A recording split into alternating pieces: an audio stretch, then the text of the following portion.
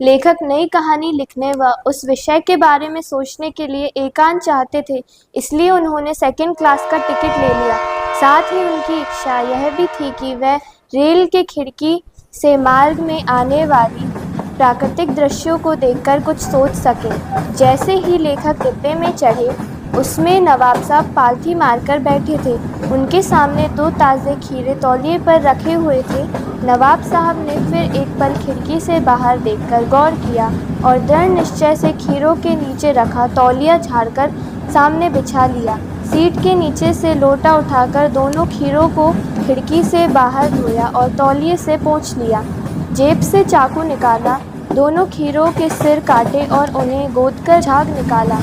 फिर खीरों को बहुत सावधानी से छीलकर फाकों को करीने से तौलिए पर सजाते गए। नवाब साहब ने बहुत करीने से खीरे की फाकों पर जीरा मिला नमक और लाल मिर्च की सुर्खी बुरक दी तथा नवाब साहब ने फिर एक बार लेखक की ओर देखकर कहा, वल्ला शौक कीजिए लखनऊ का बालम खीरा।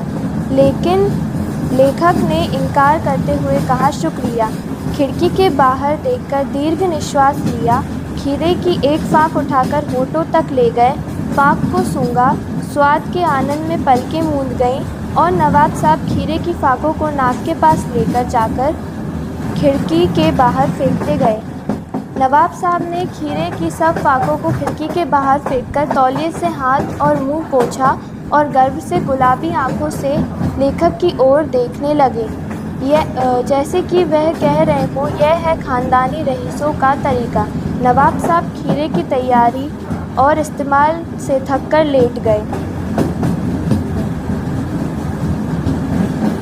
इससे लेखक के ज्ञान चक्षु खुल गए और उन्हें समझ आया कि बिना किसी कथन, घटना या विचार के भी एक काल्पनिक कहानी लिख सकती है। जिस प्रकार नवाब साहब ने बिना खीरों को खाए ही उनका स्वाद और आनंद ले लिया था। लखनवी अंदाज नामक पाठ हमें यह संदेश देना चाहता है कि हमें अपने व्यवहारिक दृष्टिकोण को विस्तृत करते हुए दिखावेपन से दूर रहना चाहिए तथा हमें वर्तमान के कठोर यथार्थ का सामना करना चाहिए। काल्पनिकता को छोड़कर वास्तविकता को अपनाना चाहिए, जो हमारे आचरण और व्यवहार में भी दिखना चाहिए। धन्यवाद।